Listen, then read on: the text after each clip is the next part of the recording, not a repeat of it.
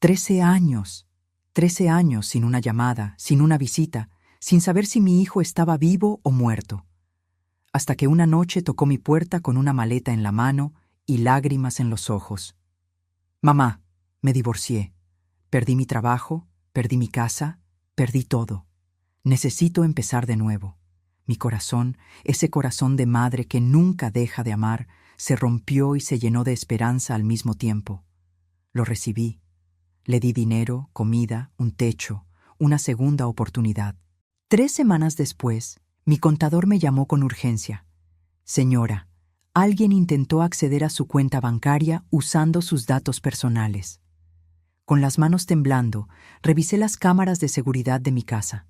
Y ahí estaba mi hijo, en medio de la noche, fotografiando mis documentos mientras yo dormía en mi habitación. Qué alegría tenerte aquí conmigo.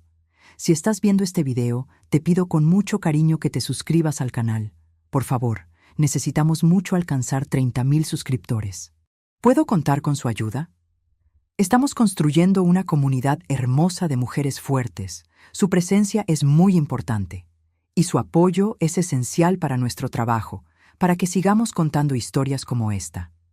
Cuéntame también en los comentarios desde dónde nos está escuchando. Nos emociona saber hasta dónde llegan nuestras historias. Me quedé paralizada frente a la pantalla de mi computadora, viendo las imágenes de seguridad una y otra vez, como si al repetirlas fueran a cambiar, como si de pronto fueran a mostrarme algo diferente. Pero no. Cada vez que reproducía el video, veía lo mismo.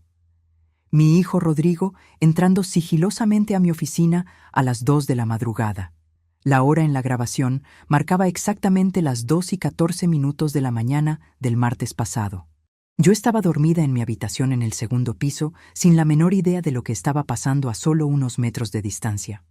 El video mostraba a Rodrigo abriendo la puerta de mi oficina con cuidado tan despacio que no hizo ningún ruido. Llevaba puesta una camiseta oscura y calcetines sin zapatos para no hacer ruido al caminar.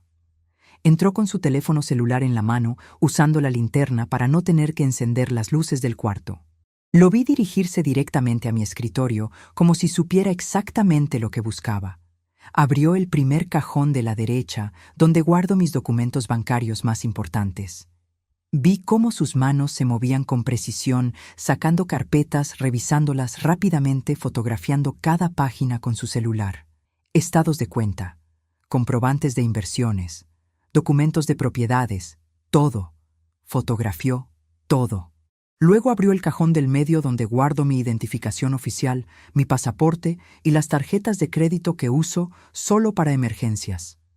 Vi con horror cómo tomaba cada tarjeta, la ponía bajo la luz de su celular y le tomaba fotografías por ambos lados, capturando los números, el código de seguridad, las fechas de vencimiento.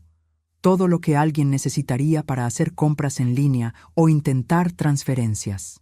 El video continuaba, y yo no podía apartar la vista, aunque cada segundo era como un cuchillo clavándose más profundo en mi pecho. Vi a Rodrigo, revisando papeles privados, anotando números en su celular. En un momento sacó una libreta pequeña de su bolsillo y copió algo a mano. Probablemente contraseñas o números de cuenta que vio en mis documentos. Sentí náuseas físicas. Mi estómago se revolvió y tuve que levantarme del escritorio. Las piernas me temblaban. Caminé hasta la ventana tratando de respirar. Mi propio hijo. El bebé que cargué en mi vientre durante 9 meses. El niño al que amamanté y cuidé cuando estaba enfermo. El adolescente al que ayudé con la tarea y al que abracé cuando lloraba. Ese mismo hijo al que recibí con los brazos abiertos hace apenas 3 semanas, cuando apareció llorando en mi puerta, estaba traicionándome de la forma más calculada y cruel que podía imaginar. Me tomó varios minutos recuperar la compostura suficiente para llamar al banco. Mis manos seguían temblando cuando marqué el número. El gerente de mi sucursal, el señor Mendoza, contestó después de 2 timbrazos. «Señora Mercedes, qué gusto escucharla», dijo con su voz profesional habitual. «Señor Mendoza, necesito confirmar algo urgente. ¿Hubo algún intento de acceso no autorizado a mi cuenta?» Hubo una pausa breve antes de que respondiera. «Sí, señora. Por eso su contador la contactó». Ayer por la tarde, detectamos actividad sospechosa. Alguien intentó hacer una transferencia de 300,000 pesos desde su cuenta principal a una cuenta externa que no teníamos registrada en su perfil. 300,000 pesos. La cantidad me dejó sin aire. ¿La transacción se completó?, pregunté con voz temblorosa. No, señora. Nuestro sistema de seguridad la bloqueó automáticamente porque detectó varios factores de riesgo. Primero, el dispositivo desde donde se intentó la transacción nunca había sido usado para acceder a su cuenta. Segundo, la cuenta destino estaba recién creada hace menos de una semana. Y tercero, el monto era inusualmente alto comparado con sus patrones de gasto habituales. Además, señora, su cuenta tiene el sistema antiguo de acceso con contraseña y preguntas de seguridad, porque usted prefirió no actualizar a la autenticación biométrica. Eso hizo más fácil el intento, pero también activó nuestras alertas de seguridad más estrictas. Era verdad. El banco me había ofrecido varias veces actualizar mi sistema de acceso, pero yo siempre lo pospuse. Me parecía complicado y necesario. Ahora entendía por qué era tan importante. Sentí un alivio mínimo pero inmediato. Al menos el dinero seguía en mi cuenta. Señor Mendoza, dígame algo. Para intentar esa transferencia, ¿qué información necesitaba la persona? El gerente explicó con tono grave. Señora Mercedes, quien sea que intentó esto, tenía acceso a información extremadamente personal. Necesitó su número de cuenta, su contraseña principal, su fecha de nacimiento completa y respuestas correctas a 3 preguntas de seguridad que incluían el nombre de soltera de su madre, su ciudad de nacimiento y el nombre de su primera mascota. Me quedé helada. Esa información solo alguien muy cercano podía conocerla. Alguien de la familia. Alguien con quien había compartido historias personales, detalles íntimos de mi vida. ¿Hay algo más que deba saber?, pregunté, aunque no estaba segura de querer escuchar la respuesta. Sí, señora. Después de que bloqueamos la primera transferencia, hubo otros 2 intentos en las siguientes 3 horas. Cada vez con montos diferentes, como si estuvieran probando cuál podría pasar sin detectarse. Primero intentaron 50,000, luego 100,000. Todos fueron bloqueados. 3 intentos. Mi hijo había intentado robarme 3 veces en una sola noche.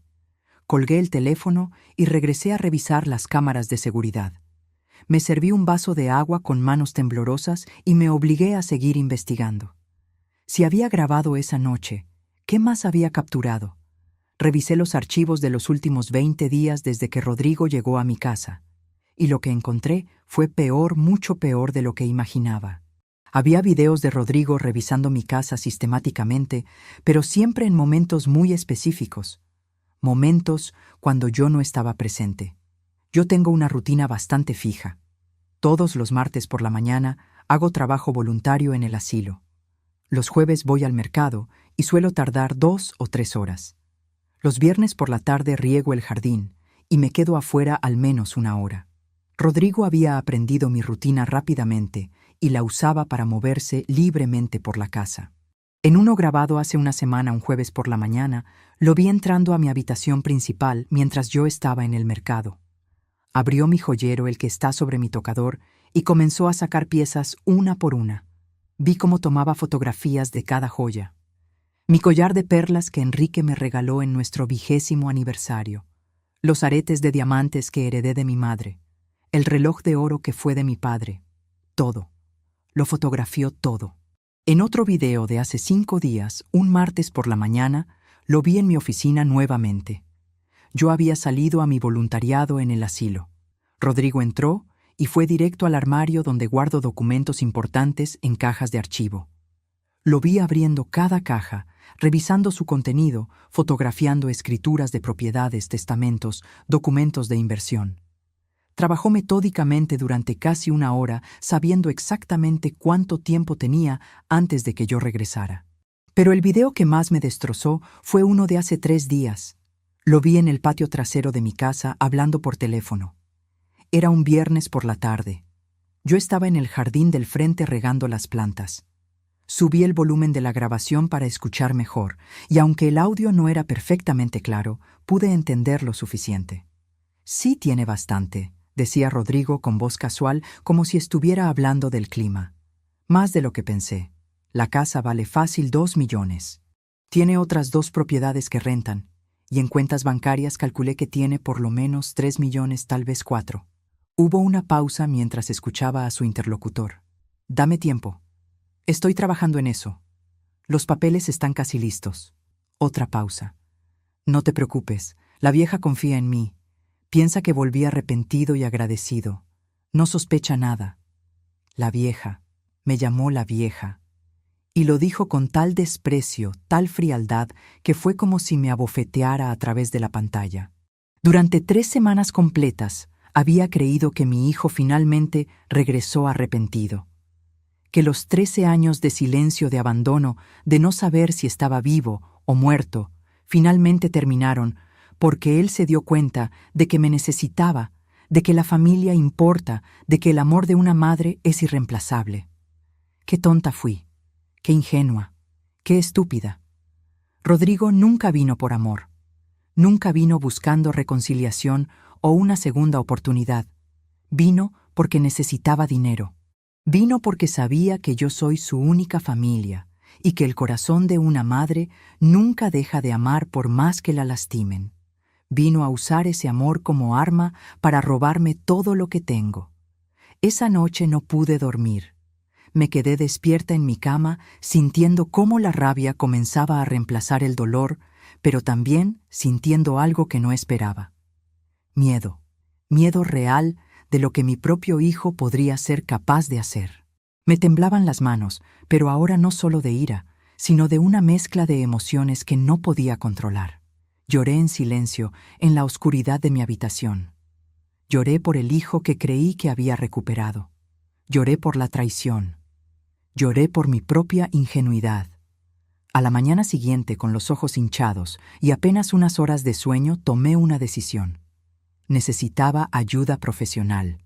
Esto era demasiado grande, demasiado complicado para manejarlo sola. ¿Cómo es posible que un hijo le haga esto a la madre que lo crió? ¿En qué momento el amor de sangre se convierte en pura codicia? ¿Qué más descubriría sobre los planes de Rodrigo? Quédate conmigo porque lo que viene es aún más oscuro de lo que imaginas. Me llamo Mercedes y tengo 65 años. Soy viuda desde hace 15 años, cuando mi esposo Enrique murió de un infarto masivo que se lo llevó en cuestión de minutos. Enrique era un hombre de negocios exitoso. Trabajó toda su vida construyendo una empresa de importaciones que creció hasta convertirse en una de las más respetadas del estado. Cuando murió me dejó bien cuidada. Muy bien cuidada. La casa donde vivo es grande, hermosa, completamente pagada, y vale más de 2 millones de pesos. Además, Enrique me dejó 2 propiedades más que rento, y que me generan ingresos mensuales estables. Y en inversiones y cuentas bancarias, tengo más de 4 millones de pesos ahorrados. No soy rica en el sentido de tener lujos excesivos, pero tengo seguridad financiera para el resto de mi vida, y para dejarle herencia a mi hijo. Mi único hijo, Rodrigo. Tiene 42 años ahora, aunque durante 13 años no supe nada de su vida. La última vez que lo vi antes de estas 3 semanas terribles fue hace exactamente 13 años, cuando tuvimos una pelea que destruyó nuestra relación. Rodrigo vino a pedirme dinero, 500,000 pesos. Dijo que era para un negocio, una oportunidad de inversión que no podía dejar pasar. Pero yo no soy tonta. Llevaba meses escuchando rumores a través de conocidos mutuos de que Rodrigo tenía problemas serios con el juego. Apuestas deportivas, casinos, póker. Había perdido cantidades enormes y estaba endeudado con gente peligrosa. Cuando me pidió el dinero, le pregunté directamente para qué era. Él se enojó, me acusó de no confiar en él, de tratarlo como un niño. Pero yo insistí. Finalmente admitió entre gritos que tenía deudas de juego, y que si no pagaba pronto iba a tener problemas serios. Le dije que no. Le dije que no iba a darle dinero para seguir alimentando una adicción que lo estaba destruyendo. Le ofrecí otra cosa. Le dije que pagaría por un tratamiento profesional para su problema con el juego, que lo apoyaría emocionalmente, que estaríamos juntos en su recuperación, pero que no le daría dinero en efectivo, que solo empeoraría todo. Rodrigo explotó. Me gritó cosas horribles. Me llamó egoísta, tacaña, mezquina. Me dijo que todo el dinero que tenía no valía nada si no lo compartía con mi único hijo. «Eres una mala madre», me gritó con la cara roja de ira. Una madre de verdad ayudaría a su hijo sin condiciones, sin juzgarlo. Le respondí con lágrimas en los ojos que una madre de verdad no financia la autodestrucción de su hijo, que amarlo significaba decirle que no cuando era necesario, aunque doliera. Rodrigo agarró su chaqueta y caminó hacia la puerta. Antes de salir, se volteó y me miró con un odio que nunca olvidaré. «Eres una vieja amargada. No quiero volver a verte nunca». Y cumplió su palabra. 13 años de silencio absoluto. Los primeros años intenté contactarlo. Lo llamaba, pero mi número estaba bloqueado. Le mandaba mensajes que nunca respondía. Busqué su dirección, pero se había mudado sin dejarme saber a dónde. Pregunté a conocidos mutuos, pero nadie sabía nada o no querían decirme. Eventualmente, después de 5 años de intentar, me rendí. Acepté que mi hijo me había borrado de su vida. Viví con ese dolor todos los días. El dolor de una madre que perdió a su hijo no por muerte, sino por elección. Durante esos 13 años viví sola en esta casa grande, sin noticias de Rodrigo, sin saber si estaba bien, si estaba vivo, si seguía en el país. Nuestra familia siempre fue pequeña. No tengo hermanos. Los padres de Enrique ya murieron. No hay primos cercanos ni tíos que pudieran darme información. Estaba completamente sola. Llené mis días como pude. Hice trabajo voluntario en un asilo. Me uní a un club de lectura. Viajé ocasionalmente con amigas, pero siempre había un vacío. Un espacio que solo un hijo puede llenar. Y entonces, hace 3 semanas, tocó mi puerta. Era de noche, cerca de las 8. Cuando abrí, ahí estaba. Más viejo, con canas que no tenía antes, con arrugas alrededor de los ojos, con una maleta en la mano y lágrimas corriendo por su rostro. «Mamá», dijo con voz quebrada, y esa sola palabra destruyó 13 años de dolor en un segundo. Lo abracé ahí mismo en la puerta. Lloramos juntos, y cuando finalmente pudimos hablar, me contó su historia. Me dijo que se había casado hacía 8 años, que su esposa acababa de dejarlo, que perdió su trabajo como gerente de ventas, que perdió su casa porque no pudo pagar la hipoteca, que estaba en la calle sin dinero, sin opciones, sin nadie más a quien recurrir. «Lo siento, mamá», dijo entre sollozos. «Siento todo lo que te dije hace 13 años. Tenías razón en todo. Perdóname, por favor». Mi corazón de madre, ese corazón que nunca dejó de amarlo, a pesar de todo, se rompió por él. Lo recibí sin dudarlo. Le di la habitación de huéspedes. Le di 50,000 pesos para que se organizara, para que comprara ropa nueva, para que pagara deudas urgentes. Le dije que podía quedarse el tiempo que necesitara, que íbamos a empezar de nuevo, que los 13 años perdidos no importaban porque teníamos el futuro. Rodrigo parecía humilde, agradecido, arrepentido. Me ayudaba con las tareas de la casa. Salíamos a cenar juntos. Me contaba sobre su vida, sobre lo difícil que había sido. Yo pensaba que finalmente Dios me había devuelto a mi hijo. Pensaba que el sufrimiento de tantos años tenía un propósito y que ese propósito era este momento de reconciliación. Pero todo era mentira. Todo. Cada lágrima, cada disculpa, cada palabra amable. Todo fue teatro, una actuación cuidadosamente planeada para ganar mi confianza mientras planeaba robarme todo. Si te está gustando esta historia, por favor, asegúrate que ya estás suscrita al canal. Necesitamos mucho alcanzar 30,000 suscriptores. ¿Puedo contar con su apoyo a nuestro trabajo? Después de ver los videos, después de hablar con el banco, después de esa noche sin dormir, llorando en silencio, tomé una decisión. Pero me tomó 2 días reunir el coraje para hacerlo. 2 días en los que tuve que actuar normal frente a Rodrigo mientras por dentro me desmoronaba. Finalmente busqué en internet y encontré el contacto de un investigador privado con excelentes referencias. Se llamaba Roberto Salazar. Lo llamé desde mi auto estacionada lejos de mi casa, donde sabía que Rodrigo no podría escucharme. Incluso así, me temblaba la voz cuando expliqué la situación. Necesito saber todo sobre mi hijo, le dije. ¿Dónde ha estado estos 13 años? Si realmente estuvo casado, si realmente perdió un trabajo. Todo. El investigador me dijo que necesitaría entre 5 y 7 días para recopilar información completa y verificada. Le di toda la información que tenía sobre Rodrigo. Número de teléfono actual.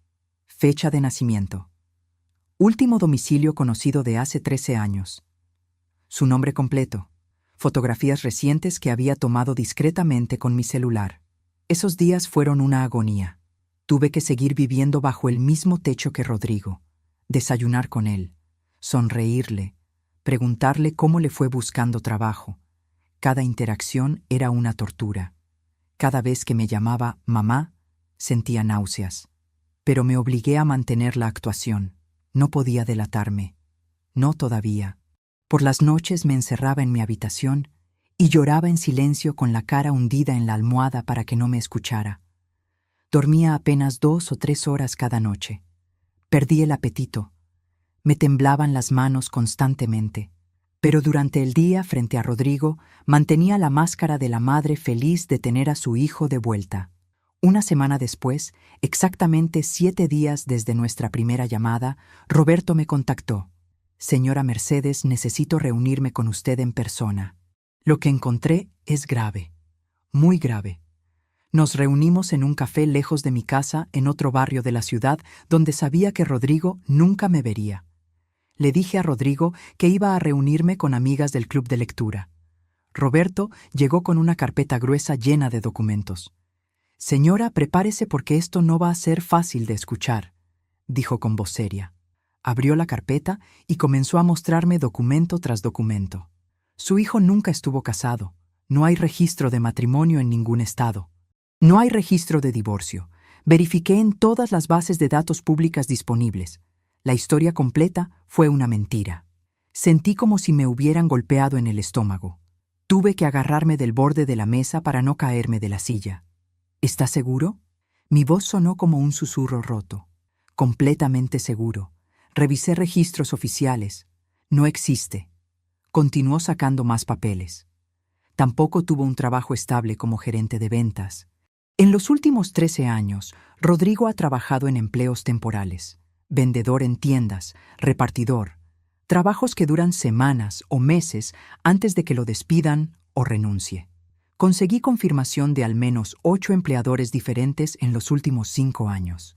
Todos reportan el mismo patrón. Llega, pide adelantos, trabaja pocas semanas y desaparece. ¿Por qué? Pregunté, aunque empezaba a imaginar la respuesta. Porque, señora Mercedes, su hijo tiene un problema muy serio con el juego. Un problema que nunca superó. De hecho, empeoró significativamente. Roberto sacó más papeles. Algunos eran impresiones de registros que había obtenido a través de sus contactos. Rodrigo tiene deudas con prestamistas ilegales por más de 800,000 pesos. Son deudas acumuladas durante años de apostar en casinos póker, apuestas deportivas. Ha estado huyendo de sus acreedores. Algunos son muy peligrosos. Gente que no tiene problema en usar violencia para cobrar. De hecho, hizo una pausa, mirándome con preocupación. Hay razón para creer que algunos de estos acreedores lo han estado buscando activamente. Por eso vino con usted. No solo necesitaba dinero, necesitaba un lugar donde esconderse. 800,000 pesos. La cantidad era absurda, aterradora.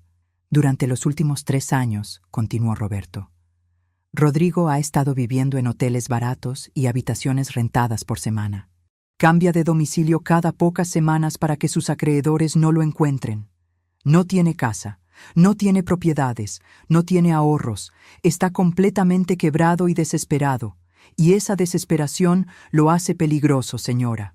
Todo comenzaba a tener sentido, terrible y doloroso sentido. Rodrigo no vino a reconciliarse conmigo.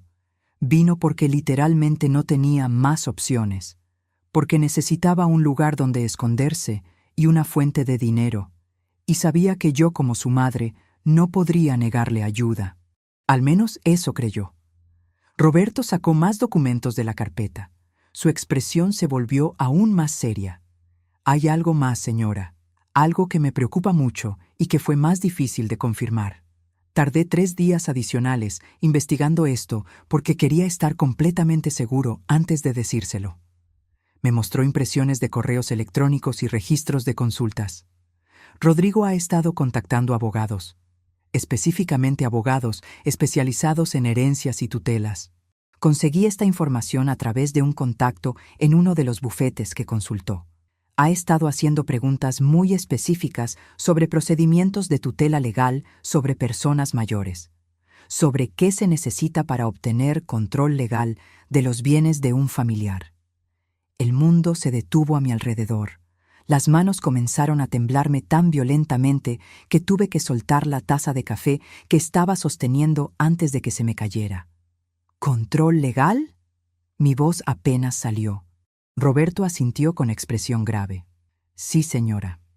Según mi contacto, Rodrigo preguntó específicamente sobre procedimientos para declarar a alguien mentalmente incapaz, sobre qué tipo de documentación médica se necesita, sobre cómo funciona el proceso judicial, sobre plazos.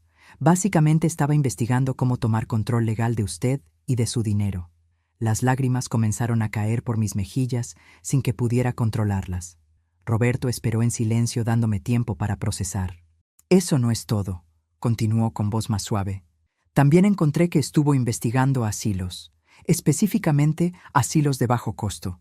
Visitó al menos 3 instalaciones diferentes hace 2 semanas antes de aparecer en su puerta, como si estuviera planeando exactamente dónde internar a alguien. La implicación era clara y monstruosa.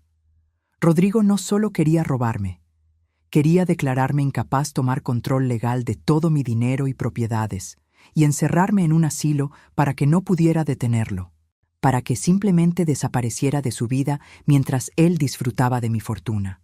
Por eso vino con esa historia elaborada del divorcio y perder todo, dije en voz alta mientras las piezas encajaban dolorosamente. Necesitaba que yo lo recibiera. Necesitaba ganar mi confianza. Necesitaba tiempo dentro de mi casa para ejecutar su plan. Roberto asintió. Exactamente. Y por lo que me cuenta sobre los intentos de acceder a su cuenta bancaria, creo que está moviendo su plan más rápido de lo que probablemente había planeado originalmente.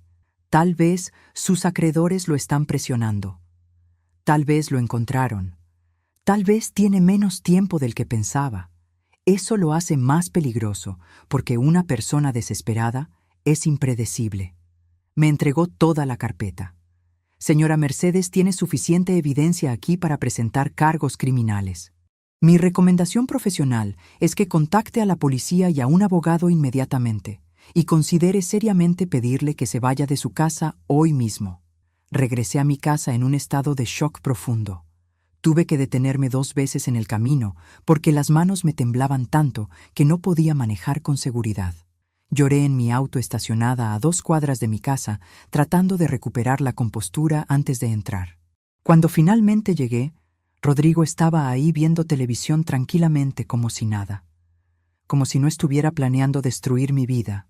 «Hola, mamá», me saludó con una sonrisa cálida, falsa, completamente falsa. «¿Cómo te fue con tus amigas del club de lectura?» Tuve que hacer un esfuerzo sobrehumano para mantener mi voz normal. «Bien, hijo, muy bien». «Te ves cansada, mamá. ¿Estás bien?» Por un segundo terrible, consideré confrontarlo ahí mismo, gritarle todo lo que sabía, echarlo de mi casa. Pero recordé las palabras de Roberto. Una persona desesperada es impredecible. Y recordé que Rodrigo tenía contactos con gente peligrosa, gente violenta. «Solo un poco cansada», dije forzando una sonrisa. «Voy a descansar un rato». Esa noche tampoco pude dormir.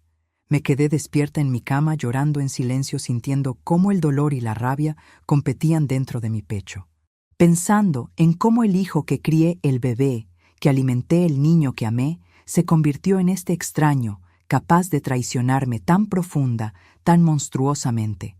Pero también pensando en qué hacer, en cómo protegerme, en cómo detenerlo sin ponerme en peligro. A la mañana siguiente temprano, antes de que Rodrigo se despertara, llamé a mi abogado. El licenciado Antonio Reyes ha manejado mis asuntos legales durante 15 años desde que murió Enrique. Es un hombre de 60 años, experimentado, meticuloso, alguien en quien confío completamente. Lo llamé a las 7 de la mañana, sabiendo que él siempre llega temprano a su oficina. Mercedes, respondió con sorpresa en su voz. ¿Qué pasa? ¿Estás bien? Antonio, necesito verte urgentemente. Hoy, si es posible. Es sobre Rodrigo. Escuché preocupación inmediata en su respuesta. Ven a mi oficina a las 9. Te voy a dar todo el tiempo que necesites. Salí de la casa diciéndole a Rodrigo que tenía cita médica de rutina. Llegué a la oficina de Antonio con la carpeta que me dio Roberto y las grabaciones de las cámaras de seguridad que había descargado en una memoria USB. Le conté todo: los videos, los intentos de robo, el informe del investigador, las consultas con abogados sobre tutelas, los asilos, el plan completo para declararme incapaz y encerrarme. Antonio escuchó todo en silencio. Cuando terminé, se quitó los lentes y se frotó los ojos. Parecía haber envejecido 10 años en esa hora. Mercedes, dijo finalmente con voz cansada y seria, tu hijo está planeando cometer varios delitos graves: intento de fraude, planeación de privación ilegal de libertad, porque encerrarte en un asilo contra tu voluntad, usando documentos falsos, califica legalmente como secuestro. Falsificación de documentos si llega a presentar papeles falsos ante un juez. Estamos hablando de años de prisión. ¿Qué puedo hacer?, pregunté. Las lágrimas comenzaban otra vez, pero las contuve con esfuerzo. Podemos denunciarlo ahora mismo. Con las pruebas que tienes, la fiscalía podría presentar cargos. Eventualmente habría orden de arresto. Pero hizo una pausa larga, incómoda. Mercedes, eso significaría que tu hijo iría a prisión. Y tengo que preguntarte con toda honestidad, aunque sé que es difícil. ¿Estás preparada para eso? ¿Estás preparada para que tu único hijo vaya a la cárcel? La pregunta me golpeó como un puño en el estómago. Por más que Rodrigo me había traicionado, por más que su plan era monstruoso, seguía siendo mi hijo. La idea de verlo en prisión, de saber que yo lo puse ahí, me producía un dolor físico. Antonio debió ver mi expresión, la lucha interna reflejada en mi rostro, porque continuó con voz más suave. O podemos hacer algo diferente. Podemos tenderle una trampa, hacer que se delate completamente frente a testigos, de forma que no pueda negarlo. Documentar todo de manera que sea legalmente irrefutable. Y luego, cuando esté completamente expuesto, cuando haya confesado todo, entonces lo confrontamos y le damos una opción: o acepta las consecuencias legales completas, o acepta condiciones que tú determines. Pero para hacer esto, necesitas ser muy fuerte, Mercedes. Necesitas actuar. Necesitas engañarlo como él te está engañando a ti. ¿Qué tipo de trampa?, pregunté, sintiendo cómo algo dentro de mí comenzaba a endurecerse. La madre dolida estaba dando paso a algo más fuerte, algo más decidido. Antonio se inclinó hacia adelante. Vamos a hacer que Rodrigo crea que su plan está funcionando perfectamente. Tú vas a empezar a actuar confundida, olvidadiza, como si realmente estuvieras desarrollando demencia.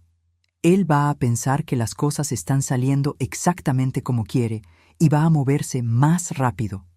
Va a cometer errores, va a exponerse más, va a decir cosas comprometedoras.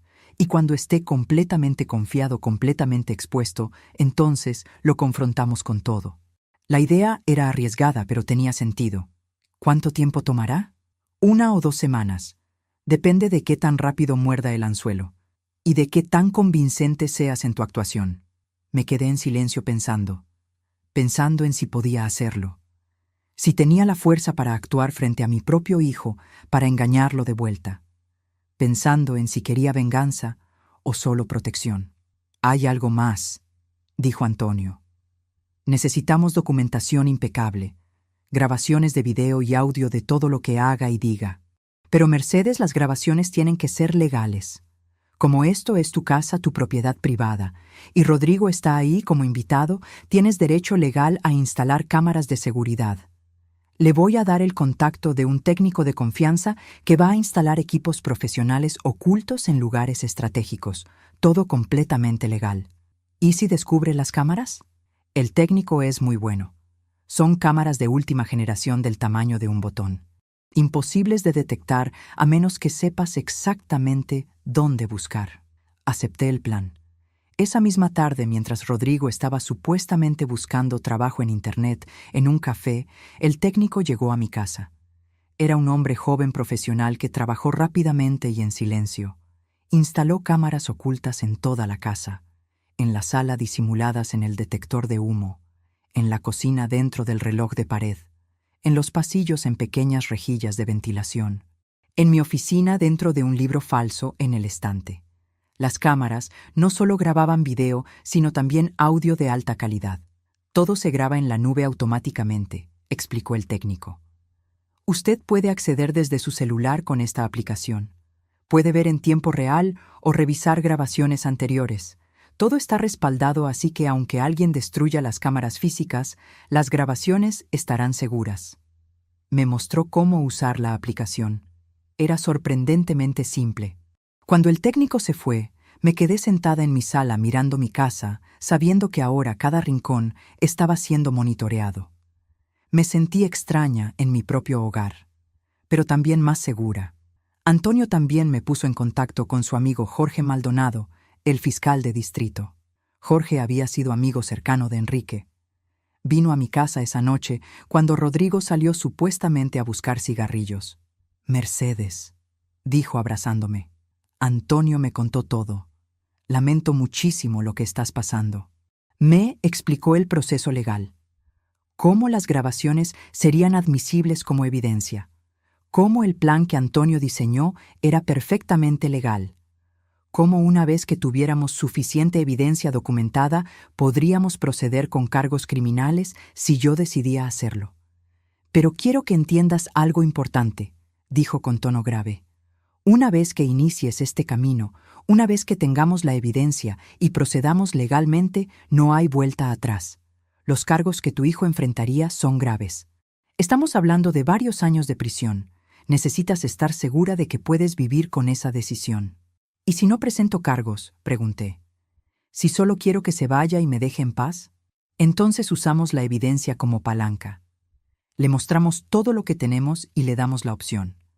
¿Acepta alejarse permanentemente con una orden de restricción legal o enfrentamos cargos criminales? La mayoría de la gente en esa situación elige alejarse. Pero Mercedes me miró directo a los ojos. Necesitas entender que alguien capaz de planear lo que tu hijo planeó es alguien que podría volver. Podría intentar algo más en el futuro. La única forma de garantizar tu seguridad completamente es a través del sistema legal con consecuencias reales. Pasé esa noche despierta otra vez pensando, llorando, preguntándome cómo llegamos a este punto, preguntándome si había algo que pude hacer diferente hace 13 años, preguntándome si parte de esto era mi culpa. Pero a la mañana siguiente, cuando Rodrigo me saludó con esa sonrisa falsa, cuando me preguntó cómo había dormido con esa voz llena de preocupación fingida, algo se rompió dentro de mí. O más bien, algo se endureció. Se cristalizó. Decidí que no iba a ser la víctima, no iba a dejar que me destruyera. Si él quería jugar este juego, entonces yo iba a jugarlo mejor. Y así comenzó mi actuación. Los siguientes días me convertí en actriz. Empecé sutilmente al principio. Pequeños momentos de confusión que parecían inocentes, pero que sabía que Rodrigo notaría. Rodrigo, hijo, ¿qué día es hoy?, le pregunté una mañana en el desayuno, aunque sabía perfectamente que era jueves. Vi cómo sus ojos se iluminaron. Vi el destello de satisfacción que intentó ocultar. «Es jueves, mamá. ¿Estás bien?» Sí, claro», dije tocándome la frente con gesto de confusión. Solo un momento, se me fue la cabeza. Al día siguiente, fingí que había olvidado dónde puse mis llaves. Pasé 20 minutos buscándolas por toda la casa, cada vez más frustrada. Rodrigo me observaba. Yo podía sentir su mirada siguiéndome. Podía ver las ruedas girando en su cabeza. Finalmente, encontré las llaves en mi bolso donde siempre las guardo y me reí de mí misma. «Ay, Dios, estoy perdiendo la cabeza», dije. «Todos olvidamos cosas, mamá», respondió Rodrigo, pero había algo en su voz. una nota de satisfacción apenas perceptible. Otra tarde estábamos viendo televisión. Esperé hasta que hubiera un comercial y entonces pregunté con voz genuinamente confundida: «Hijo, ¿has visto a tu padre? No ha llegado a cenar». El silencio que siguió fue eléctrico. Rodrigo se volteó lentamente a mirarme. Su expresión intentaba ser preocupada, pero yo vi la satisfacción debajo, la emoción apenas contenida. «Mamá», dijo con voz cuidadosamente suave. «Papá murió hace 15 años. ¿Recuerdas?». Me llevé la mano a la boca fingiendo shock. «¡Ay Dios, claro! Lo siento. No sé qué me pasó. Por un momento pensé…». Dejé la frase sin terminar tocándome la frente otra vez. Pero yo sabía exactamente qué me pasaba. Nada. Estaba perfectamente lúcida. Estaba actuando. Y Rodrigo estaba cayendo en la trampa perfectamente. Esa noche revisé las grabaciones en mi celular. Escuché a Rodrigo hablando por teléfono en su habitación. Su voz estaba llena de emoción apenas contenida. «Te digo que ya casi está. La vieja está peor cada día. Hoy olvidó que mi padre está muerto». Preguntó por él como si todavía estuviera vivo. Escuchó a su interlocutor. «No más de 2 semanas. En 2 semanas los papeles están listos. El doctor ya está de acuerdo. Va a firmar lo que necesito. Con eso y los videos que tengo de ella confundida, va a ser simple. El juez va a aprobar la tutela sin problema». Mi sangre se heló. Rodrigo había encontrado un médico corrupto dispuesto a firmar un certificado falso de demencia. El plan era aún peor de lo que imaginaba.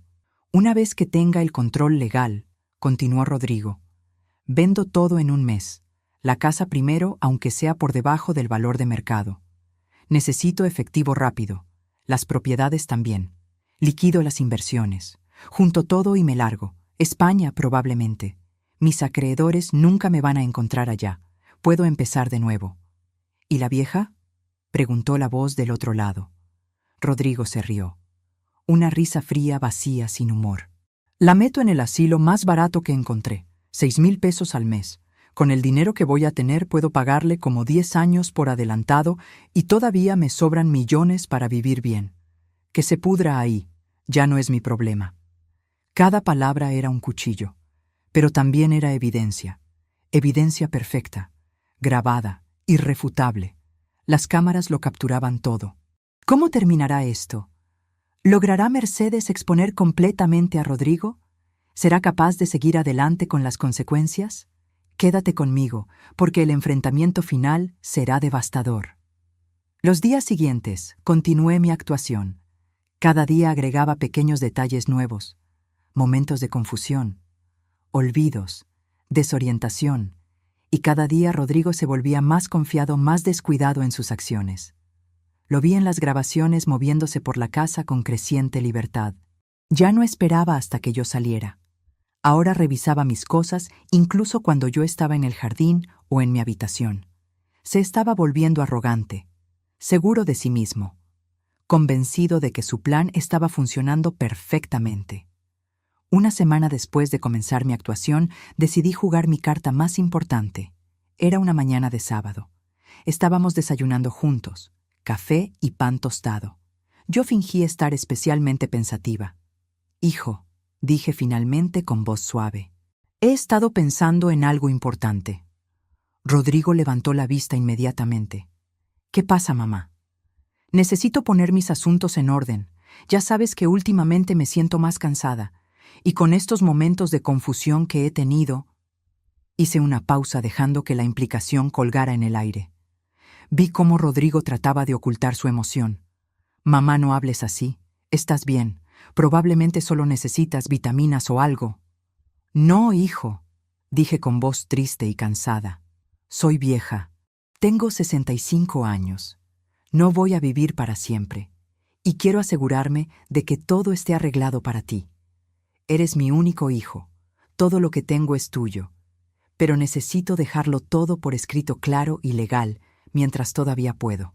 Vi pánico cruzar su rostro por una fracción de segundo antes de que lo ocultara. Pánico porque si yo actualizaba mi testamento, ahora podría complicar sus planes. Pero luego la codicia ganó. «Si eso te hace sentir más tranquila, mamá», dijo con voz cuidadosamente neutral. Entonces está bien. Voy a llamar al licenciado Reyes. Quiero ir al notario esta semana. ¿Puedes acompañarme? No quiero ir sola. Lo vi calculando mentalmente, probablemente pensando que si estaba presente en la cita con el notario, podría asegurarse de que todo quedara a su favor. Podría influenciar lo que yo firmara. Por supuesto, mamá. Estaré ahí contigo. ¿Cuándo quieres ir? El licenciado Reyes puede recibirnos el próximo martes a las 10 de la mañana. ¿Te parece bien?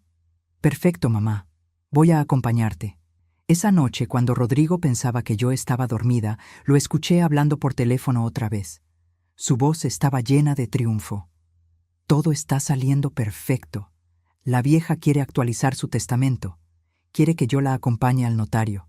Es mejor de lo que esperaba. El martes va a dejar todo a mi nombre. Y después de eso, en unas semanas presento los papeles de tutela. Todo va a estar amarrado legal y perfecto. Sonreí en la oscuridad de mi habitación. Oh, Rodrigo, qué sorpresa te espera. Los días siguientes hasta el martes fueron los más largos de mi vida. Antonio y yo habíamos planeado todo cuidadosamente. Él había coordinado con Jorge Maldonado. Habían preparado toda la evidencia, las grabaciones de video, las grabaciones de audio, el informe del investigador, los intentos de fraude bancario. Todo estaba organizado, cronológicamente documentado de forma impecable. También me había asegurado de obtener algo crucial, un certificado médico actual. Había visitado al doctor Fernando Castillo, uno de los neurólogos más respetados del Estado. Me sometí a un examen neurológico completo exhaustivo. Pruebas de memoria, pruebas cognitivas, evaluación mental completa. El resultado: función cognitiva completamente normal para mi edad. 0 signos de demencia, 0 deterioro. Mentalmente competente y lúcida en todos los aspectos. Ese certificado médico fechado apenas 3 días antes de nuestra cita con el notario iba a ser la piedra angular de nuestra trampa. El martes llegó. Me desperté temprano después de otra noche casi sin dormir. Me duché y me vestí con cuidado. Elegí un traje azul marino, elegante y profesional. Quería verme como la mujer competente que soy, no como la anciana confundida que había estado fingiendo ser. Rodrigo también se arregló bien. Pantalón de vestir, camisa blanca, hasta se puso corbata. Se veía ansioso, emocionado, nervioso.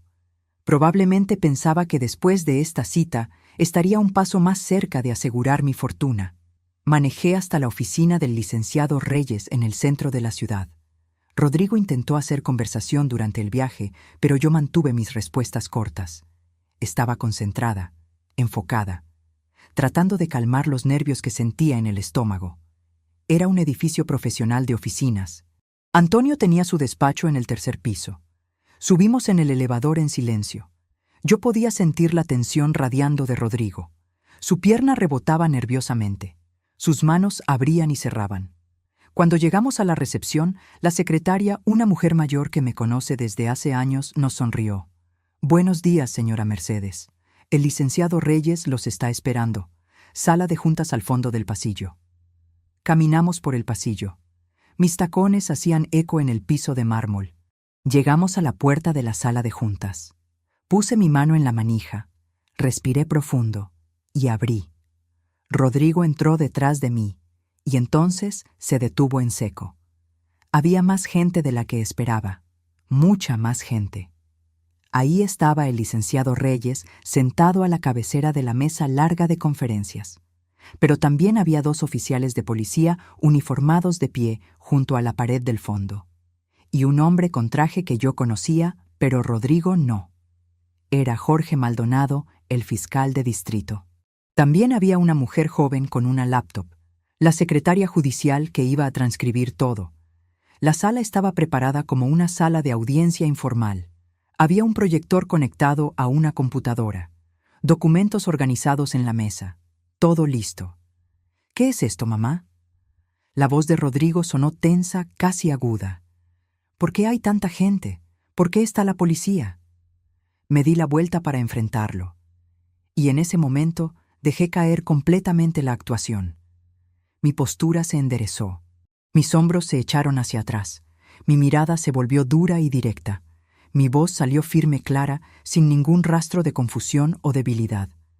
Esto, Rodrigo, es el final de tu plan, el final de tus mentiras, el final de tu traición. Su rostro se puso pálido. ¿Qué? Mamá, no entiendo de qué hablas. Oh, creo que entiendes perfectamente, dijo el fiscal Maldonado dando un paso adelante.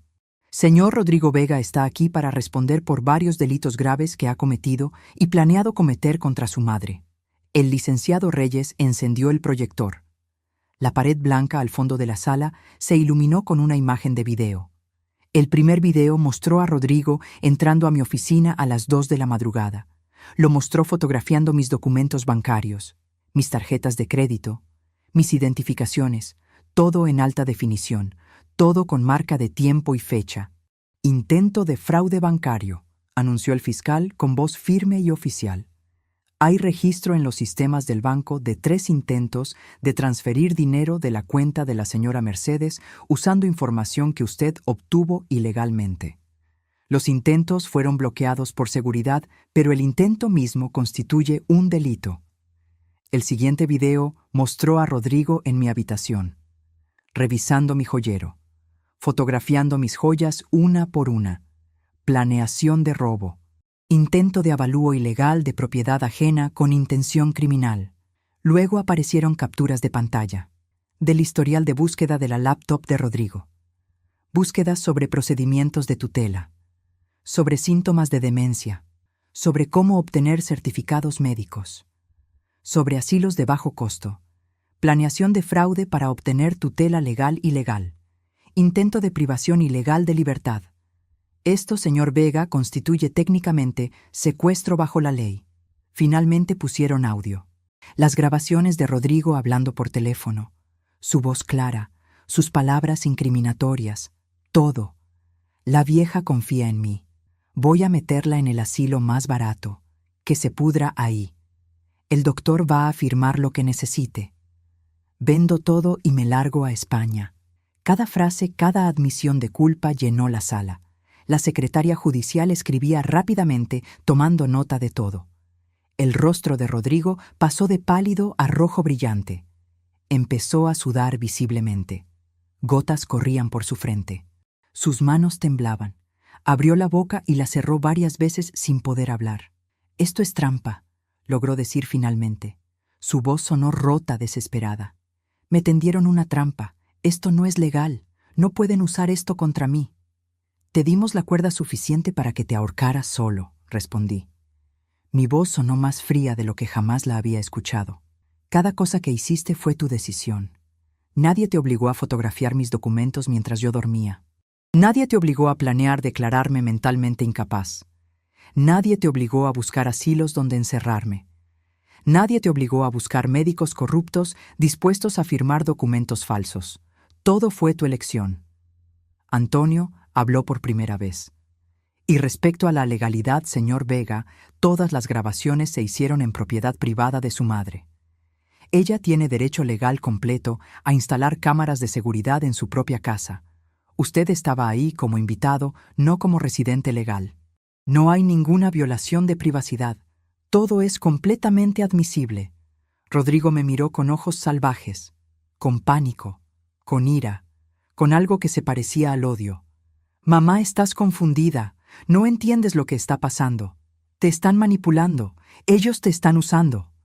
Saqué un sobre de mi bolso. Lo puse sobre la mesa con un golpe seco. «¿Confundida?» Abrí el sobre y saqué el certificado médico. Este es un certificado médico del doctor Fernando Castillo, neurólogo certificado, uno de los más respetados del Estado.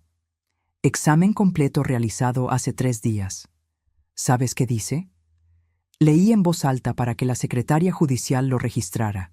La paciente Mercedes Vega, de 65 años, muestra función cognitiva completamente normal para su edad. Memoria intacta. Orientación perfecta. Capacidad de razonamiento sin deterioro.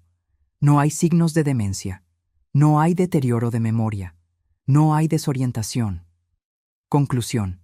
paciente, mentalmente competente y lúcida, completamente capaz de manejar sus asuntos financieros y legales. Miré a Rodrigo directo a los ojos. Todo lo que viste estas 2 semanas fue actuación. Cada momento de confusión, cada olvido, cada pregunta sobre tu padre. Todo fue para que revelaras exactamente qué estabas planeando, para que te sintieras tan confiado que cometerías errores, para que hablaras abiertamente por teléfono sin cuidarte. Y funcionó perfectamente. La realización cruzó el rostro de Rodrigo como una ola de agua helada. Su boca se abrió. Sus ojos se agrandaron. Entendió. Entendió completamente que lo había engañado, que había caído en una trampa, que todo estaba perdido. Y entonces explotó. Todo esto lo hiciste a propósito. Su voz se elevó hasta convertirse en grito. Me tendiste una trampa como si fuera un criminal. Soy tu hijo, tu único hijo. Te comportaste como un criminal, respondí. Porque eso es lo que eres. Un criminal que intentó robar a su propia madre, que planeó encerrarla, que iba a dejarla pudriéndose en un asilo mientras disfrutabas de su dinero. Pero tú me obligaste a esto. Rodrigo estaba gritando ahora completamente fuera de control. Si me hubieras dado el dinero hace 13 años, nada de esto hubiera pasado. Tú me abandonaste. Tú me dejaste solo con mis deudas. Tú creaste este monstruo. Yo te ofrecí ayuda hace 13 años, respondí. Mi voz se mantuvo calmada, aunque por dentro temblaba. Te ofrecí pagar por tu tratamiento para tu adicción al juego. Te ofrecí apoyo emocional. Te ofrecí amor. Tú elegiste irte. Tú elegiste desaparecer durante 13 años. Tú elegiste volver con mentiras. Nada de esto fue mi elección. Todo fue tuya. Eres una madre egoísta. Las venas del cuello de Rodrigo sobresalían. Su cara estaba completamente roja. Siempre preferiste tu dinero antes que tu propio hijo. Me dejaste solo todos estos años mientras vivías en tu casa grande con tus millones. Tuve que sobrevivir como pude. Tuve que huir de gente peligrosa. Y tú nunca estuviste ahí. Preferí tu bienestar antes que alimentar una adicción que te estaba matando, dije. Las lágrimas comenzaron a formarse en mis ojos, pero me negué a dejarlas caer. No ahora, no frente a él. Y no te dejé solo. Tú te fuiste. Yo intenté contactarte durante 5 años. 5 años de llamadas bloqueadas. 5 años de mensajes sin respuesta. 5 años buscándote. Tú elegiste el silencio. Tú elegiste el abandono, no yo. El fiscal Maldonado intervino con voz oficial y grave. Señor Vega, basándonos en la evidencia presentada, enfrenta múltiples cargos criminales: intento de fraude bancario, falsificación o intento de obtener documentos falsos con intención de cometer fraude, planeación de privación ilegal de libertad. Las penas combinadas podrían sumar entre 5 y 8 años de prisión. Posiblemente más dependiendo de qué más descubramos cuando investiguemos al médico que contactó. Rodrigo se giró hacia mí. Su expresión cambió. Pasó de ira a algo más oscuro, más peligroso. Te vas a arrepentir de esto, dijo con voz baja llena de veneno. Soy tu único hijo, tu única familia. Sin mí vas a morir sola y olvidada. Nadie va a cuidarte cuando seas vieja de verdad. Nadie va a visitarte. Vas a pudrirte en tu casa grande vacía, preguntándote por qué tu hijo te odia tanto. Sus palabras debían haberme lastimado. Debían haberme hecho dudar.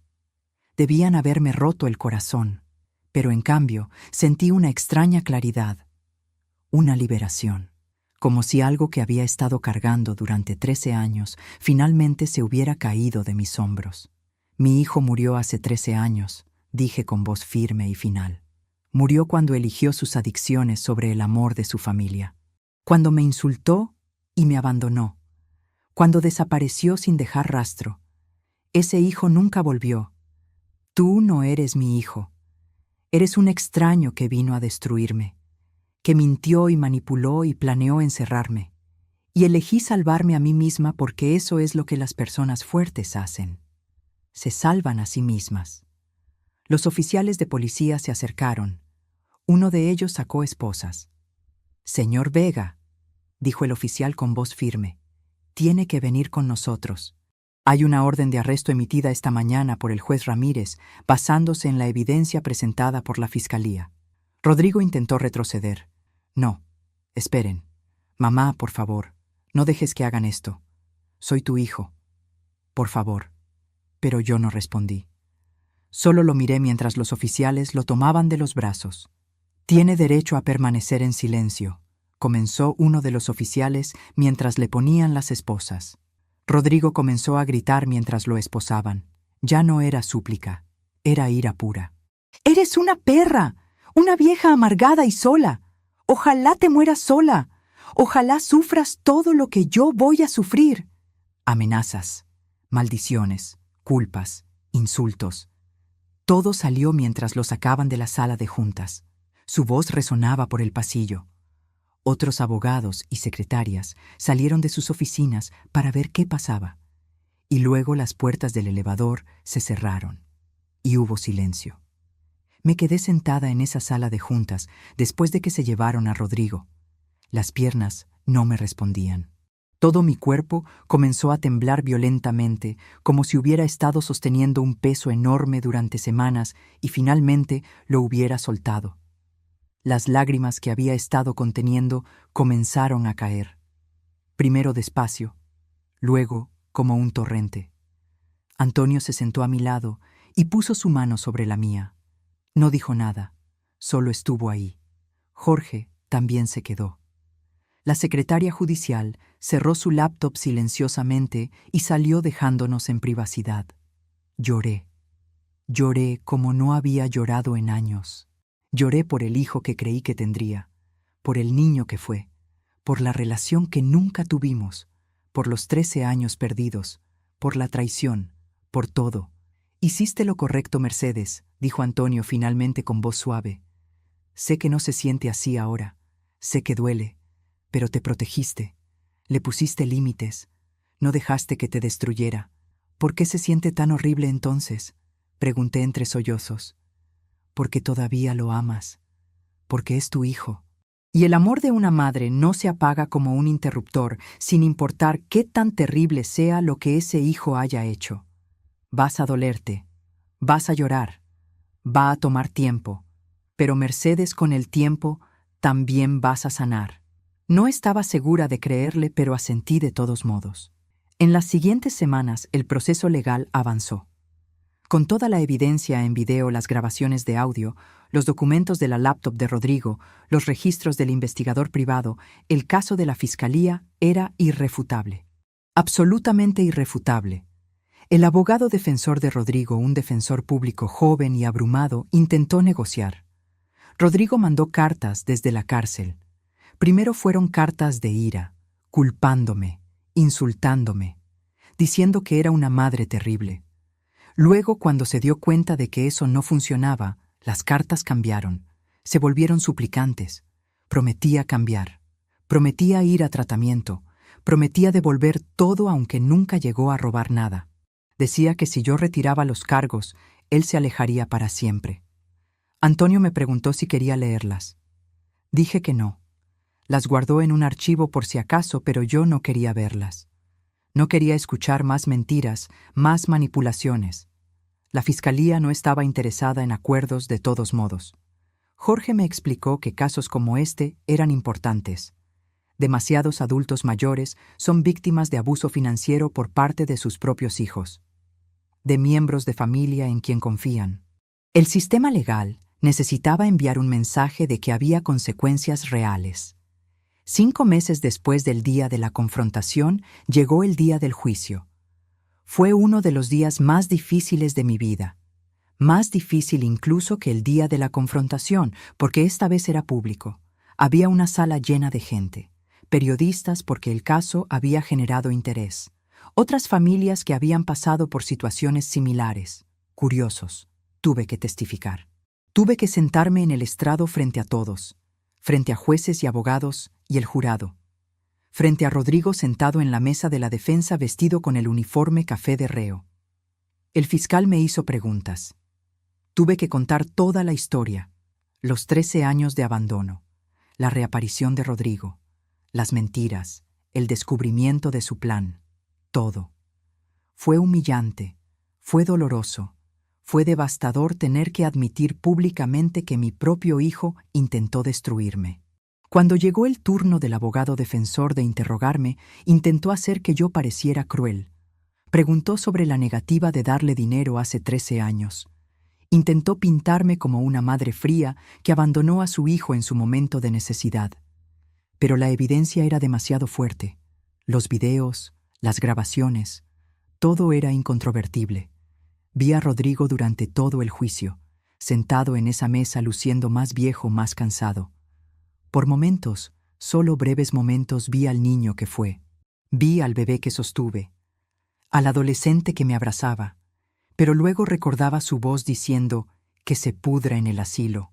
Recordaba su plan de encerrarme. Recordaba las mentiras. Y el momento pasaba. El jurado deliberó durante 4 horas. Cuando volvieron, el veredicto fue unánime, culpable, en todos los cargos. La sentencia vino 2 semanas después. El juez, una mujer mayor de unos 60 años, habló antes de dictar sentencia. «Señor Vega», dijo con voz firme, «he visto muchos casos en mis 30 años como jueza, pero pocos me han perturbado tanto como este. La traición a un padre, a una madre, a alguien que nos dio la vida, es una de las peores formas de traición que existe. Usted no solo intentó robar a su madre, intentó quitarle su libertad, su dignidad, su autonomía. Planeó encerrarla como si fuera un objeto del que deshacerse, y todo por codicia, por dinero». Hizo una pausa. La sociedad debe proteger a sus miembros más vulnerables. Los adultos mayores merecen vivir con dignidad sin miedo de que sus propios hijos los traicionen. La sentencia de esta corte es 6 años de prisión sin posibilidad de libertad anticipada antes de cumplir al menos 4 años. Además, se emite una orden de restricción permanente. Cuando salga de prisión, no podrá acercarse a su madre. No podrá contactarla de ninguna forma. No podrá estar a menos de 100 metros de su residencia. Esta orden es permanente y cualquier violación resultará en arresto inmediato. 6 años. Orden de restricción permanente. Esa noche volví a mi casa. Grande, vacía, silenciosa. Me senté en la sala. La misma sala donde Rodrigo se había sentado semanas antes, fingiendo ser mi hijo arrepentido. La misma sala donde habíamos cenado juntos. Donde había creído que finalmente recuperaba a mi familia. Y lloré otra vez. Lloré por horas, por el hijo que nunca tuve, por el hijo que creí tener, por los 13 años perdidos, por las esperanzas rotas, por el futuro que nunca existiría. Pero cuando finalmente terminé de llorar, cuando ya no quedaban más lágrimas, cuando mis ojos estaban hinchados y mi garganta dolía, me di cuenta de algo. Estaba agotada emocional y físicamente destruida, pero también me sentía extrañamente libre. Ya no tenía que preguntarme si Rodrigo estaba bien. Ya no tenía que sentirme culpable por negarle dinero hace 13 años. Ya no tenía que vivir con la esperanza dolorosa de una reconciliación que sabía ahora nunca iba a llegar de forma genuina. Sabía la verdad, toda la verdad fea, dolorosa, horrible. Pero la verdad, y la verdad, aunque devastadora, era también liberadora. En los días siguientes, mientras continuaba procesando todo, mientras seguía llorando en momentos inesperados, mientras seguía despertándome en medio de la noche con pesadillas, tomé una decisión que me sorprendió a mí misma. No iba a quedarme en esta casa grande, llena de recuerdos, de cuando Enrique vivía, de cuando Rodrigo era niño antes de que todo se arruinara, de una vida que ya no existía. No iba a seguir viviendo en el pasado, rodeada de fantasmas, esperando algo que nunca vendría. Iba a empezar de nuevo. A mis 65 años iba a comenzar de nuevo. Y así durante los siguientes meses organicé metódicamente mi nueva vida. Pasé las primeras semanas simplemente recuperándome emocionalmente. Yendo a terapia. Antonio me recomendó a una psicóloga especializada en trauma familiar. Las sesiones fueron difíciles pero necesarias. Aprendí que lo que sentía era normal, que el duelo por un hijo vivo a veces es peor que el duelo por un hijo muerto, porque hay más ambigüedad, más culpa, más ¿qué hubiera pasado si? Lentamente, muy lentamente, comencé a sanar. Y entonces tomé acción. Puse la casa en venta. Un agente inmobiliario me dijo que por su tamaño, ubicación y excelente condición podía obtener un precio muy bueno. 2.400.000 pesos. 3 semanas después, recibí una oferta por exactamente esa cantidad de una pareja joven con 3 hijos. Una familia. El tipo de familia que esta casa merecía. Acepté. Mientras esperaba que se cerrara la venta, comencé a buscar un lugar nuevo. No quería otra casa grande. Quería algo completamente diferente, algo moderno, algo que fuera mío sin historia, sin memorias dolorosas. Encontré un departamento perfecto en una zona nueva de la ciudad, una zona que nunca había vivido antes. Era la mitad del tamaño de mi casa, pero estaba diseñado de forma inteligente y hermosa. 2 habitaciones amplias con closets modernos, una cocina impecable con electrodomésticos de acero inoxidable, una sala luminosa con ventanales enormes del piso al techo que dejaban entrar luz natural todo el día, y una terraza grande con vista panorámica de la ciudad. Me enamoré inmediatamente. Podía imaginarme viviendo ahí, tomando café en esa terraza por las mañanas, leyendo en esa sala iluminada. Era un nuevo comienzo. Lo compré. Efectivo, sin hipoteca. Fue la primera decisión completamente mía en mucho tiempo. Con el dinero extra de la venta de la casa grande tomé más decisiones. Decisiones que nunca me había permitido tomar porque siempre había sido práctica conservadora, viviendo modestamente pensando en ahorrar para dejar herencia. Pero, ¿herencia para quién? ¿Para un hijo que intentó encerrarme en un asilo? No. Era hora de invertir en mí misma. Programé una cita con un cirujano plástico reconocido, algo que había considerado durante años, pero siempre me pareció vanidad innecesaria. Me hice un lifting facial. Nada exagerado o dramático. Solo lo suficiente para quitar años de cansancio y tristeza de mi rostro, para borrar las líneas de preocupación alrededor de mis ojos, para tensar la piel de mi cuello que había comenzado a ceder. También arreglé mis párpados, que habían estado cayendo cada vez más. El proceso de recuperación fue incómodo. 2 semanas de hinchazón y moretones. Pero cuando finalmente vi el resultado final, me quedé sin palabras frente al espejo. Me veía 10 años más joven, pero más importante que eso, me veía renovada, fresca, viva. Por primera vez en años, cuando me miraba en el espejo, no veía a una mujer cansada llevando el peso del dolor. Veía a alguien con futuro, con posibilidades. Fui a un estilista de lujo que me fue recomendado. Le dije que quería un cambio completo, que quería verme moderna, actual, viva. Cortó mi cabello que siempre había mantenido largo en un estilo conservador aburrido. Me hizo un corte moderno elegante que llegaba justo debajo de mis hombros con capas que le daban movimiento y vida. Luego trabajó en el color. Había estado dejando que mis canas crecieran naturalmente, pensando que teñirme era vanidoso. Pero el estilista me convenció de probar algo nuevo. Un castaño rico y cálido, con reflejos sutiles de caramelo que captaban la luz. Cuando me vi en el espejo después de 3 horas en el salón, casi no me reconocí. Me veía vibrante, moderna, hermosa. Luego renové completamente mi guardarropa. Contraté a una asesora de imagen que me ayudó a eliminar toda la ropa oscura anticuada que había estado usando durante años. Faldas largas sin forma, suéteres holgados, colores apagados. La asesora me llevó de compras. Me ayudó a elegir piezas modernas pero apropiadas para mi edad. Vestidos elegantes que favorecían mi figura. Blusas de colores brillantes que iluminaban mi rostro. Jeans de buen corte que me hacían ver estilizada. Zapatos modernos pero cómodos con tacones de altura razonable. Por primera vez en décadas me vestí no para ser invisible, no para pasar desapercibida, sino para ser vista. Para ser notada. Para celebrar que estaba viva. Pero el cambio más importante, más significativo fue interno. Me inscribí en la universidad local en un programa especial para adultos mayores. Elegí estudiar historia del arte, algo que siempre me había fascinado, pero nunca tuve tiempo de explorar. Clases 2 veces por semana. Discusiones sobre pintores, escultores, movimientos artísticos. Empecé clases de francés en la Alianza Francesa. Siempre quise hablar francés. Me parecía el idioma más hermoso del mundo. A mis 65 años, finalmente lo estaba aprendiendo. Luego añadí italiano. Porque, ¿por qué no? ¿Quién dice que una mujer de mi edad no puede aprender 2 idiomas nuevos al mismo tiempo? Me uní a un club de lectura real no solo como actividad social, sino porque genuinamente disfrutaba discutir literatura.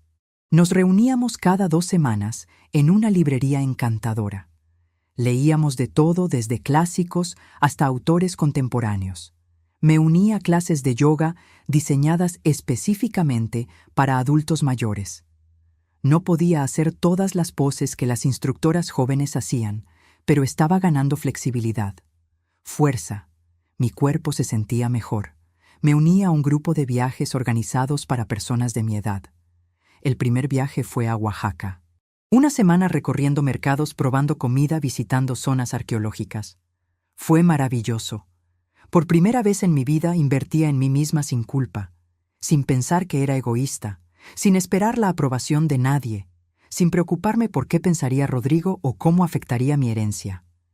Hice amigas nuevas, mujeres como yo. Claudia, una viuda de 62 años, que había perdido a su esposo hacía 3 años. Patricia, divorciada a los 60, después de un matrimonio de 35 años, con un hombre que la engañó repetidamente. Mujeres que habían vivido para otros durante décadas, para esposos, para hijos, para familias, y que finalmente estaban viviendo para sí mismas. Nos reuníamos para café, íbamos al cine, probábamos restaurantes nuevos, hablábamos durante horas sobre libros, arte, la vida, nuestras experiencias. Lentamente, mi vida se llenó. No con las cosas que pensé que necesitaba, no con la familia que pensé que tendría, sino con algo genuino, algo mío. Los meses pasaron. 6 meses, 1 año, 2 años. Perdí peso de forma saludable a través del yoga y caminatas regulares. No para verme de cierta manera, sino porque me sentía mejor. Mi piel se veía radiante gracias al cuidado apropiado y a productos de calidad que finalmente me permití comprar. Mi ropa era moderna, sofisticada. Recibía cumplidos constantemente. Te ves increíble, Mercedes. ¿Qué te hiciste? Pareces 10 años más joven, pero el cambio más grande era interno. Caminaba con confianza, con la cabeza en alto, reía libremente, sonreía genuinamente, vivía sin miedo, sin cargar culpa, sin esperar nada de nadie. 2 años después de aquel día terrible en la sala de juntas, me había transformado completamente. Y entonces, un martes por la tarde lo vi. Estaba en mi café favorito cerca de la universidad. Acababa de salir de mi clase de francés. Estaba con Claudia y Patricia riéndonos de un error tonto que había cometido tratando de pronunciar una palabra complicada. Llevaba puesta una blusa color turquesa vibrante que me había comprado en un viaje reciente a París que hice con mi grupo de viajes. Un pantalón blanco de lino de corte impecable. Mi cabello estaba perfectamente arreglado con ese corte moderno que ahora era mi firma. Maquillaje sutil pero profesional. Me sentía hermosa, feliz, viva. Y entonces miré hacia la ventana del café. Y ahí estaba, Rodrigo, parado en la calle mirando hacia el café. Acababa de salir de prisión. Había cumplido 4 años de su sentencia de 6 años y le habían dado libertad anticipada por buen comportamiento. Nuestros ojos se encontraron. Vi confusión cruzar su rostro. Me miraba, pero no me reconocía. No inmediatamente. Tardó varios segundos largos e incómodos mientras su cerebro procesaba. Esa mujer elegante riendo en un café con amigas, hablando en francés con confianza y alegría. ¿Era su madre? La realización apareció lentamente en su expresión. Sus ojos se agrandaron. Su boca se abrió ligeramente. Vaciló. Luego se acercó. Entró al café. Caminó hacia nuestra mesa. Claudia y Patricia se callaron inmediatamente sintiendo que algo estaba mal. Rodrigo se paró junto a nuestra mesa. Se veía mayor, más delgado, con más canas, con líneas profundas en su rostro que no estaban ahí antes. Los 4 años en prisión lo habían cambiado físicamente. «Mamá». Su voz era insegura, casi tímida. Lo miré. Por un segundo, solo un segundo, hubo un destello de reconocimiento, de memoria, del niño que fue hace décadas, del bebé que sostuve, del hijo que amé, pero luego nada, solo indiferencia, fría y completa indiferencia. Lo miré como miraría a un extraño en la calle, con cortesía mínima, pero sin reconocimiento real. «Lo siento», dije con voz educada pero distante. «Creo que te equivocas de persona». Rodrigo dio un paso más cerca. Su voz se volvió más urgente. «Mamá, soy yo. Soy Rodrigo. Salí hace 2 semanas. He estado buscándote. Vendiste la casa. Tu número cambió. No sabía dónde encontrarte». Hizo una pausa. Sus ojos se llenaron de lágrimas. «Mamá, por favor. ¿Me vas a perdonar? He cambiado. De verdad. Los 4 años en prisión me enseñaron mucho. Hice terapia. Fui a grupos de adictos. Trabajé en mi problema con el juego. Estoy mejor. Estoy limpio. Lo siento, mamá. Lo siento tanto por todo». Claudia puso su mano sobre la mía por debajo de la mesa en apoyo silencioso. Patricia me miraba con preocupación, lista para intervenir si necesitaba.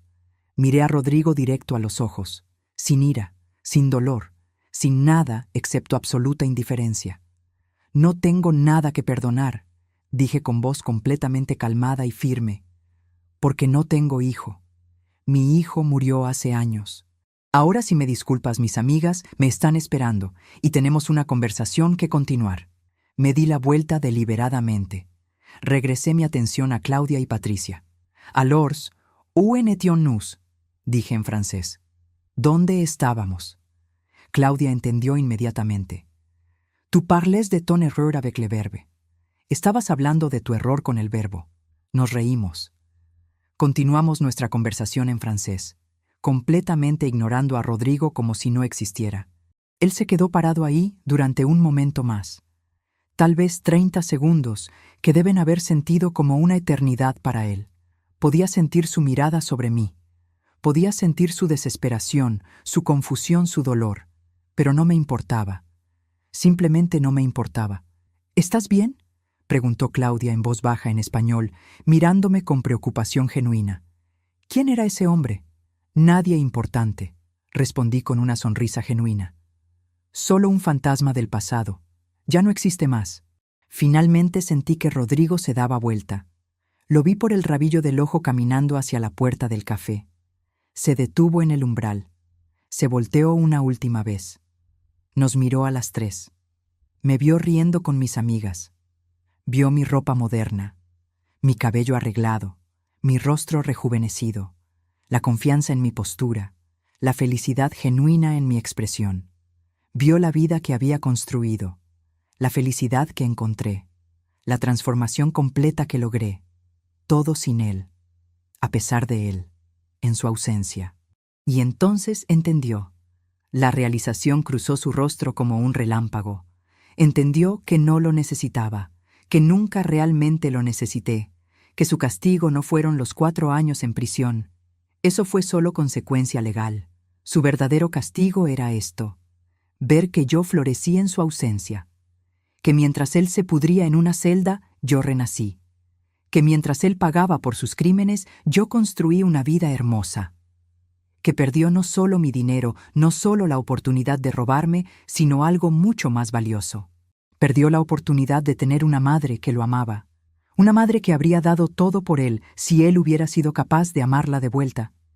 Y esa oportunidad se había ido, para siempre, irrevocablemente. Se dio la vuelta y se fue, caminando solo por la calle, con los hombros caídos, derrotado. Y yo no miré hacia atrás. Cuando mi hijo volvió después de 13 años de silencio, creí que los cielos finalmente habían escuchado mis oraciones. Abrí mi casa, mi corazón y mi billetera sin dudarlo. 3 semanas después descubrí la verdad devastadora. Había vuelto solo para robarme, para encerrarme en un asilo, para tomar todo lo que tenía y desaparecer mientras yo me pudriera olvidada. Cuando lo confronté me culpó de todo, de su vida arruinada, de sus decisiones terribles, de su dolor. Intentó hacerme creer que todo era mi culpa, pero algo se rompió en mí ese día. No solo mi corazón de madre, sino las cadenas invisibles que me ataban a ser esa madre sacrificada eternamente. La que perdona todo, la que acepta cualquier cosa, la que vive esperando migajas de amor de un hijo que no sabe amar. Decidí que no iba a ser la víctima de esta historia. Iba a ser la protagonista. Vendí la casa llena de recuerdos dolorosos. Me mudé a un departamento moderno que elegí para mí. Me hice la cirugía estética que siempre quise. Renové completamente mi guardarropa. Estudié historia del arte. Aprendí francés e italiano. Viajé por Europa. Hice amigas verdaderas. A los 67 años renací. Completamente. Cuando mi hijo salió de prisión 4 años después y me encontró por casualidad en un café, casi no me reconoció. Yo estaba riendo hablando francés con mis amigas, vistiendo ropa elegante y moderna, luciendo más joven y más feliz que nunca en mi vida. Me llamó. Me suplicó perdón. Lo miré como se mira a un extraño, porque eso es exactamente lo que es. Un extraño.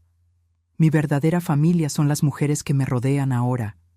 Claudia, Patricia, las compañeras de mi clase de francés. Mi grupo de viajes. Mujeres que me eligieron y a quienes yo elegí. Familia que construí no por sangre, sino por amor genuino y respeto mutuo. Rodrigo pensó que destruirme era quitarme mi dinero. Pensó que ganar era encerrarme y quedarse con todo. Pero lo único que logró fue liberarme. Liberarme para que finalmente, después de 65 años de vivir para otros, viviera para mí misma. Descubrí algo fundamental. La mejor venganza no es el castigo. No es la ira, no es siquiera la justicia legal, aunque eso también importa. La mejor venganza es la indiferencia. Es construir una vida tan hermosa, tan plena, tan genuinamente feliz, que la persona que intentó destruirte se vuelve completamente irrelevante. Es poder mirar a esa persona a los ojos y no sentir nada. Ni amor, ni odio, ni dolor, solo indiferencia. Hoy, a mis 67 años, soy más libre, más feliz y más yo misma de lo que jamás fui en mi vida. Viajo, estudio, aprendo, río, vivo, y no se lo debo a nadie más que a mí. Mi hijo intentó encerrarme en un asilo.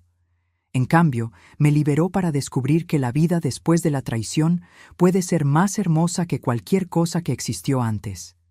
Y esa es mi victoria. Final. Completa, irrevocable. Si te gustó esta historia, haz clic en este próximo video que está apareciendo en la pantalla, porque la próxima traición supera todo lo que has visto hasta ahora. Y no te olvides suscribirte en el canal, para que no te pierdas ni una sola historia.